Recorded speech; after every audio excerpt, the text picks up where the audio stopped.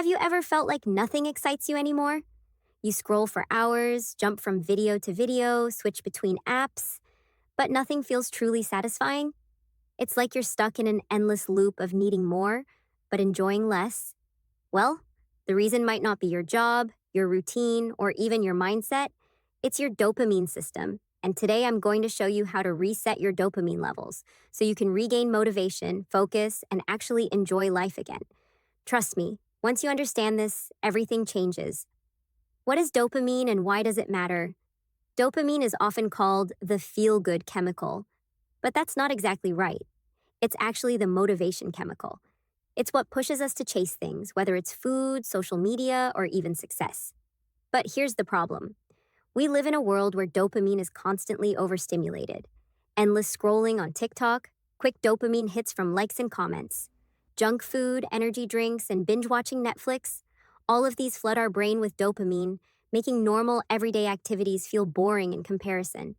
This is why things like studying, reading, or deep work feel impossible.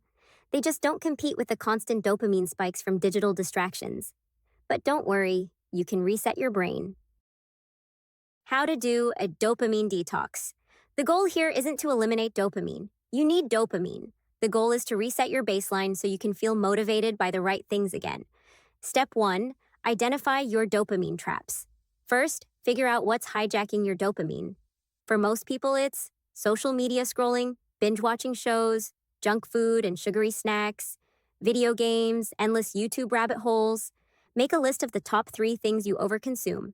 Then, gradually reduce them. You don't need to quit cold turkey, but you do need to regain control. Step 2, replace high dopamine activities with low dopamine ones. Instead of mindless scrolling, try reading instead of watching endless videos, walking instead of gaming, writing or journaling instead of scrolling Twitter, listening to podcasts instead of jumping between short-form content. At first, these activities might feel boring because your brain is used to high dopamine stimulation, but after a few days, you'll start enjoying them again. Step 3, use the 80-20 rule for dopamine instead of completely cutting out fun things. Use the 80-20 rule. Spend 80% of your time on low dopamine, meaningful activities like working on your goals, deep work and learning, exercising, socializing in real life, and 20% of your time on high dopamine activities in moderation. This way, you can still enjoy movies, social media, or games, but without being controlled by them. The science behind the reset studies show that when you reduce high dopamine activities, your brain resensitizes itself. This means that simple things, like going for a walk, reading a book, or working on your goals, start feeling rewarding again. Your focus improves, your motivation skyrockets, and suddenly, life feels exciting again.